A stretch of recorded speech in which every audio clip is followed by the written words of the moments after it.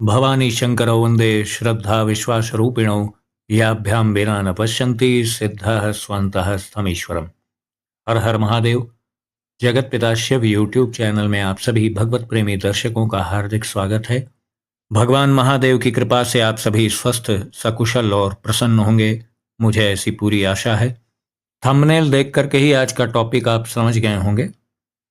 नाम जप से त्रिगुणातीत स्थिति हम कैसे प्राप्त कर सकते हैं, या नाम जप के द्वारा जो 3 गुण हैं प्रकृति के, सतगुण, रजगुण और तम गुण, हम इनसे पार कैसे जा सकते हैं, यही जानने का हम प्रयास आज के वीडियो में करेंगे। तो सीधा अपने मूल विषय पर आते हैं। सबसे पहले हमें यह जानना आवश्यक है कि गुण हैं क्या। हालांकि बहुत लोगों को ये पता है, लेकिन जो ना जानते हों उनके लिए मैं बता रहा हूँ। बहुत से लोग तो गुण का मतलब यही सांसारिक भाव से समझ लेते हैं, जैसे गुणवान और गुणहीन, या सद्गुण, दुर्गुण। ये वाला गुण ये सांसारिक गुण है ना। ये आप किसी को व्यक्ति विशेष या पदार्थ या किसी स्थान विशेष को आप चिन्हित करने के लिए, उसको परिभाषित करने के लिए ये आप सद्गुण, दुर्गुण और गुणवान आदि शब्दों का प्रयोग करते हैं।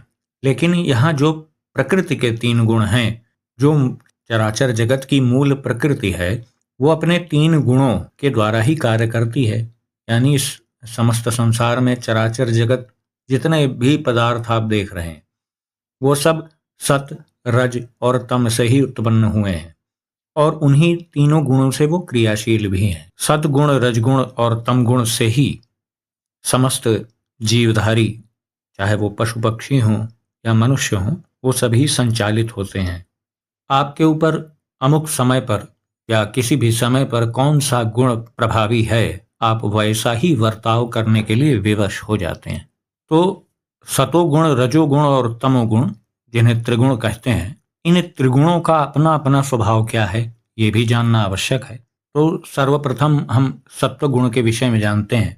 सत्व गुण को एक लाइन में अगर मैं आपको आसानी से समझाऊं तो ये कहा जा सकता है कि यह अच्छाई का गुण है। पुण्य आदि कार्य जो होते हैं वो सत्व गुण से ही प्रभावित होते हैं। ज्ञान, तप, वैराग्य, सदाचार, शिष्टाचार, मृदु भाषण, विनम्रता, सहनशीलता, उदारता, क्षमाशीलता, दान करने का स्वभाव, ये सब अच्छे अच्छे जो भी गुण हैं, ये सब सत्व गुण के अंतर्गत आते हैं। अब दूसरे नंबर पे जो गुण आता है वो है रजोगुण, या रजगुण भी उसे कहते हैं। रजोगुण का ही दायरा इस सृष्टि में सबसे अधिक है। सत्वगुण भी बहुत थोड़ा सा है, तमोगुण उससे थोड़ा अधिक है, और सबसे अधिक मात्रा में रजोगुण ही व्याप्त है हर जगह। रजोगुण का अगर आसान शब्दों में एक लाइन में मैं आपको परिचय दूं तो रजोगुण वही है जिससे आप सांसारिक कामनाओं में फंसते हैं। भौतिक सुख सुविधा, विलासितापूर्ण जीवन, काम भावना, ये सभी जो इच्छाओं से प्रेरित, जो भौतिक सुख सुविधाओं से प्रेरित जो विचारधारा है, वो रजोगुणी विचारधारा है। तीसरे नंबर पर है तमोगुण, या उसे तम गुण भी कहते हैं। तमोगुण की विशिष्टता क्या है? तमगुण को आप एक शब्द में समझ सकते हैं, उसका पर्याय है अज्ञान। जिस कर्म को करने में उसके परिणाम में अज्ञान की प्राप्ति होती हो।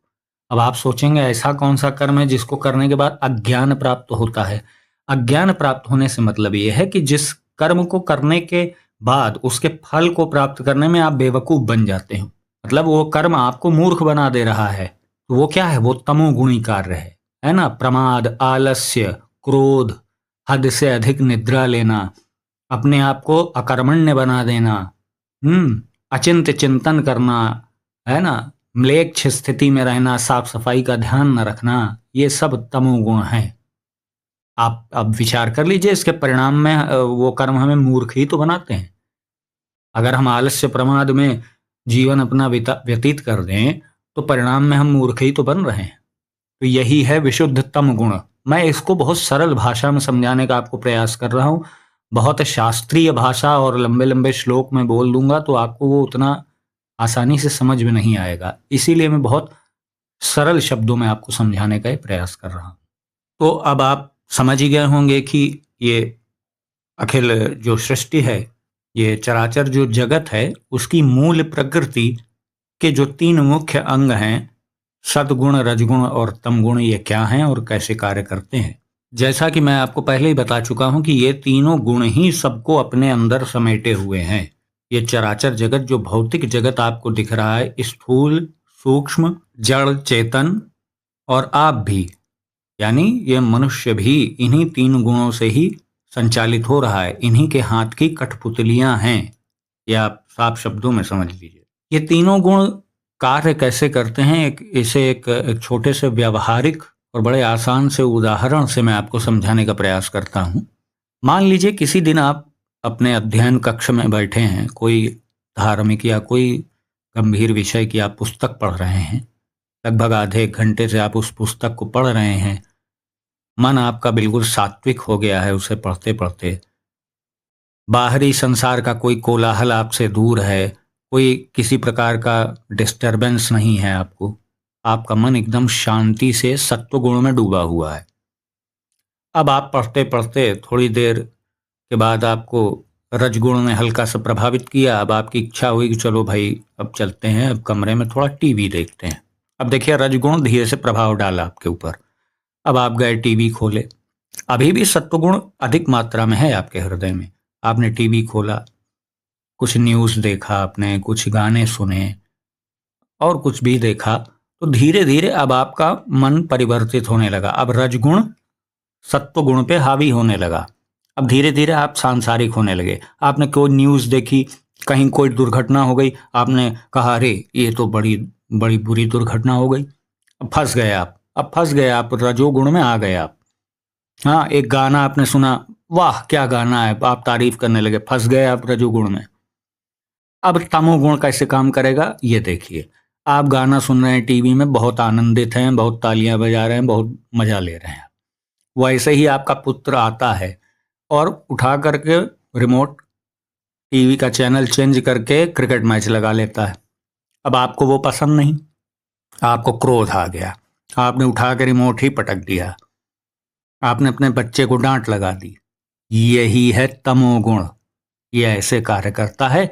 अब आपको मैंने इससे सरल मैं नहीं समझता हूं कि मैं समझा पाऊंगा आपको। बस इतना ही समझ लें कि ये तीनों गुण तीन पहलवानों की तरह हैं, जो मिलकर एक दूसरे को पटकनी देने में लगे रहते हैं हर वक्त, है ना। तो तीनों एक बार में ही विजय तो प्राप्त नहीं कर सकते। हर क्षण कोई एक पहलवान, यानी उन सतरज तम रूपी पहलवानों में हर वक्त हर क्षण कोई एक पहलवान विजित रहता है, ऊपर रहता है। सैद्धांतिक दृष्टि से भी देखें तो भगवान श्री कृष्ण ने गीता में भी कहा है कि दो गुणों को दबाने से तीसरा बढ़ता है ना। किसी एक गुण की वृद्धि कर दीजिए तो बाकी दो गुण अपने आप डाउन हो जाते हैं। ये इन दोनों में एक निगेटिव कोरिलेशन है ना। इसको ऐसे समझें कि यदि आपने अपने अंदर सत्व गुण, अच्छाई के गुण को खूब बढ़ा लिया, तो ये तो बिल्कुल कॉमन सी और बहुत ही सामान्य सी बात है ना कि आपके अंदर तम गुण यानी आलस्य, प्रमाद, अज्ञान, मूर्खता ये खत्म हो जाएंगे। और आप चूंकि सत्व गुणों को बहुत बढ़ा चुके हैं, वैराग्य वाले गुण को आप बढ़ा चुके हैं, तो आप रजगुण में भी फंसेंगे नहीं, है ना। रजगुण आपके सत्व गुण से हमेशा डाउन रहेगा, यानी जो सांसारिक भौतिक सुख साधन की इच्छा और जो भोग विलास पूर्ण जीवन जीने की इच्छा, वो हमेशा आपके अंदर कम रहेगी, क्योंकि आपने अपने आप को सत्व गुण में ढाल लिया है।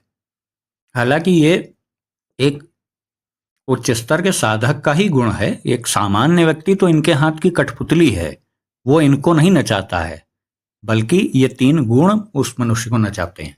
कहने का सिर्फ मूल निचोड़ यही है कि समस्त संसार में जो भी आपको चराचर सृष्टि दिख रही है, जड़ चेतन, सूक्ष्म या स्थूल, कोई भी जो आपको दिख रहा है, चाहे वो चौपाया जानवर हो, चाहे नभचर हो, जलचर हो, थलचर हो, मनुष्य हो, कीट पतंगा हो, चाहे छोटा से छोटा प्राणी हो, बड़ा से बड़ा प्राणी हो, वो सब के सब इन्हीं तीन गुणों से संचालित हो रहे हैं।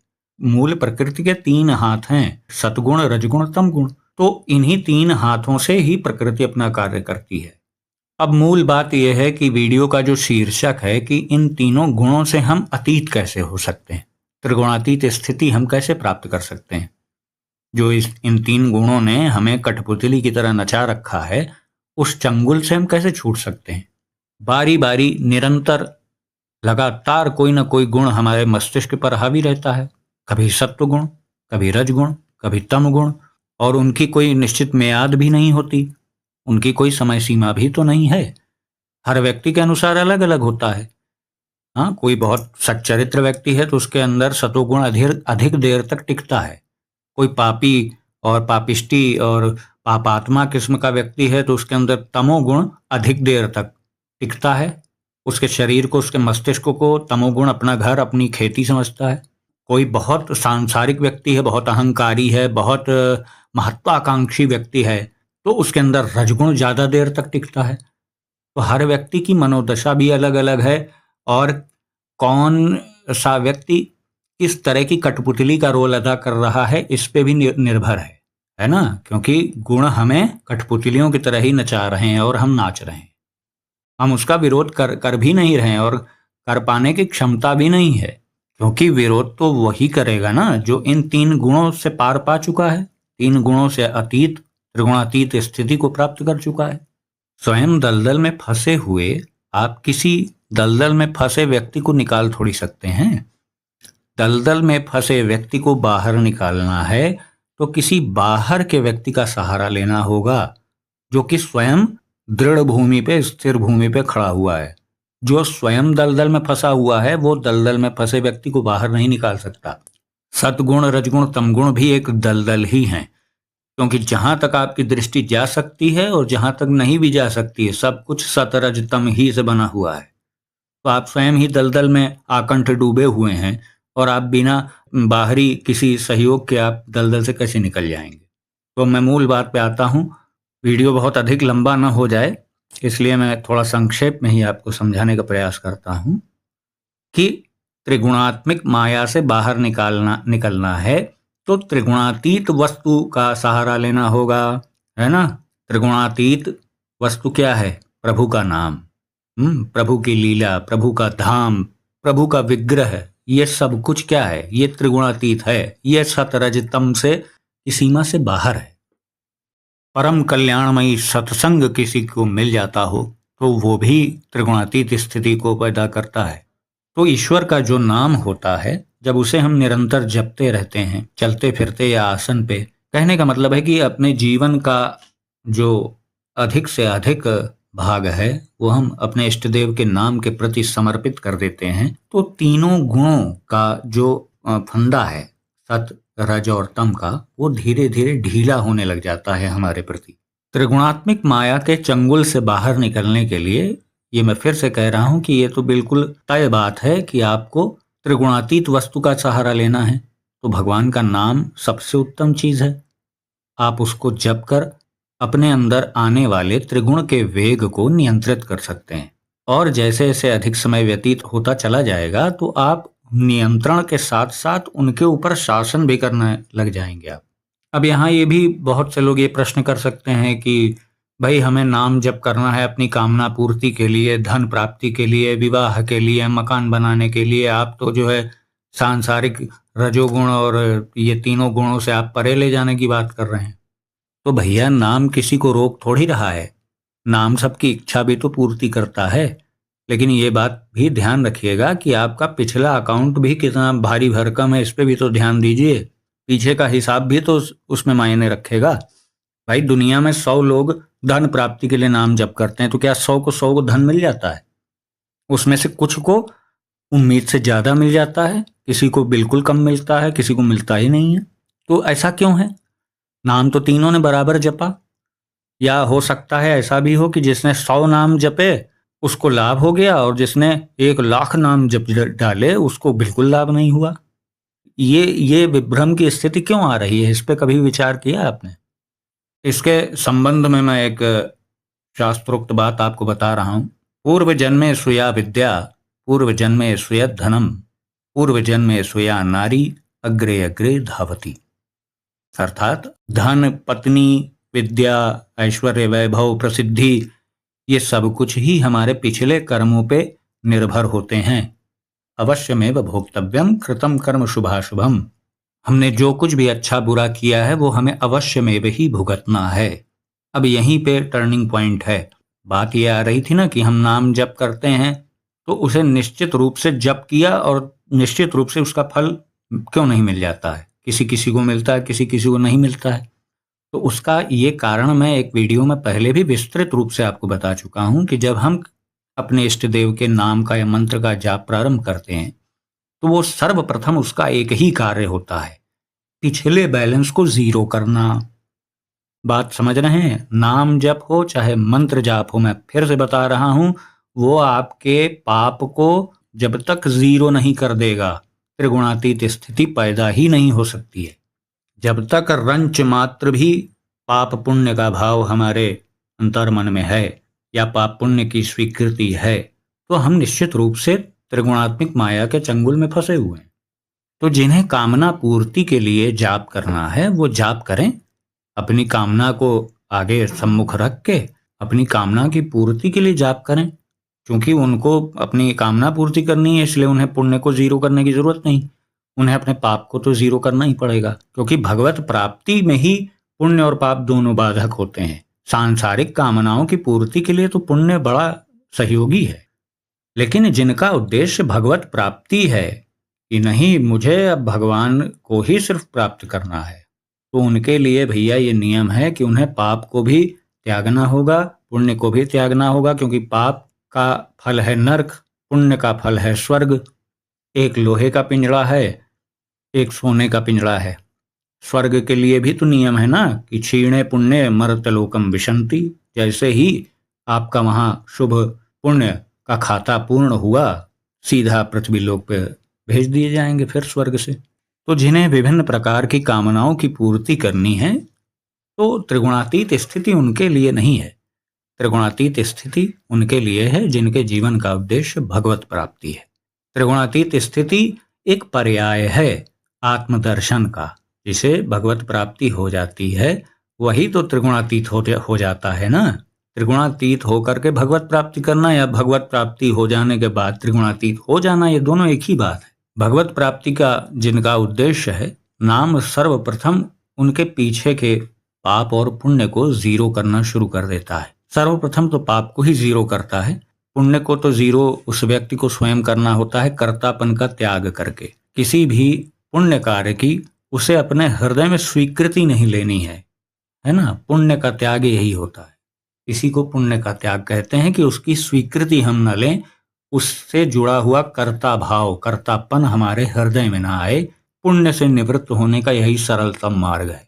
कहने का मतलब यह है कि भगवत प्राप्ति के पथ पे जो व्यक्ति चलता है वो अपने किए हुए सभी कर्मों का श्रेय ईश्वर को देता है कि वो मुझसे करा रहा है, मैं तो निमित्त मात्र हूँ। यही मूल भावना होती है भगवत प्राप्ति करने वाले व्यक्ति के हृदय में। और सांसारिक व्यक्ति जो भगवत प्राप्ति का उद्देश्य रख करके ईश्वर का नाम जप नहीं कर रहा है, सिर्फ उनको प्रसन्न करके अपनी किसी इच्छा की पूर्ति कराना चाह रहा है, तो वो पुण्य का संचय करता है, वो पुण्य को नष्ट नहीं करता है। वो मन में स्वीकृति रखता है कि हाँ प्रभु मैंने आपको पुष्प चढ़ाया, उसके मन में स्वीकृति रहती है। हाँ प्रभु मैंने आपके लिए आरती पढ़ी, हाँ मैंने आपको स्नान कराया। यही बहुत बारीक सा सूक्ष्म सा फर्क है एक सांसारिक व्यक्ति में और भगवत प्राप्ति के उद्देश्य वाले व्यक्ति में। अंत में मैं बस यही कहना चाहूँगा कि यदि आप त्रिगुणातीत स्थिति को प्राप्त करना चाहते हैं तो आपको अपने इष्ट देव के नाम का या उनके मंत्र का सहारा लेना चाहिए, अपने गुरुजनों का दिशा निर्देश लेना चाहिए। यही एक सरल और एकमात्र मार्ग है त्रिगुणातीत स्थिति को प्राप्त करने के लिए। बाकी पुण्य करना, दान करना, इससे त्रिगुणातीत स्थिति नहीं आने वाली, क्योंकि त्रिगुण को वही काट सकता है जो त्रिगुणातीत हो। तो दान, ये पुण्य कर्म, ये सब कुछ ही तो तीनों गुणों में आते हैं। ये कहाँ से इनसे युद्ध कर लेंगे। तो सत रज तम रूपी जो तीन पहलवान हैं, इनको हराने के लिए एक चौथे पहलवान की आपको जरूरत पड़ेगी, जो कि है आपके इष्ट देव का नाम, जिससे बहुत आसानी से ये तीनों ही पहलवान पस्त हो जाते हैं। हाँ, यदि किसी की सांसारिक मनोकामनाएं, इच्छाएं पूर्ति होनी हैं तो उनके लिए ये मार्ग नहीं है। केवल जो भगवत प्राप्ति करना चाहते हैं उन्हीं के लिए त्रिगुणातीत स्थिति होती है। सांसारिक मनोकामनाएं पूर्ण करने वाले व्यक्तियों को चाहिए कि वो अपनी इच्छा पूर्ति के उद्देश्य से अपने इष्ट देव का नाम जपें, क्योंकि उस कार्य के लिए भी इष्ट देव का नाम ही सहयोग करेगा, और तो कोई है नहीं। ईश्वर के अलावा आपकी समस्याओं को हल करने वाला संसार में कोई नहीं है। यदि कोई व्यक्ति विशेष के रूप में आपका कोई हेल्प कर रहा है, तो आप समझ लीजिए कि उस नाम जप का ही वो प्रभाव है जो परिणाम के रूप में सामने आ रहा है। तो मुझे आशा है कि आज जो जानकारी मैंने आपको दी वो आपको अच्छी लगी होगी। यदि वीडियो आपको पसंद आया हो तो वीडियो को लाइक करें, इसे अपने बंधु बांधवों में शेयर करें, चैनल को सब्सक्राइब करें और बेल आइकन को अवश्य प्रेस कर दीजिएगा। वीडियो से संबंधित अपने कोई भी सुझाव आप कमेंट बॉक्स में मुझे दे सकते हैं। तो भगवान महादेव से मैं ऐसी प्रार्थना करता हूँ कि वो आप सभी को स्वस्थ, सकुशल और प्रसन्न रखें। मिलते हैं अगले वीडियो में एक नई और उपयोगी जानकारी के साथ। तब तक के लिए आप सभी भगवत प्रेमी भक्तों को हर हर महादेव।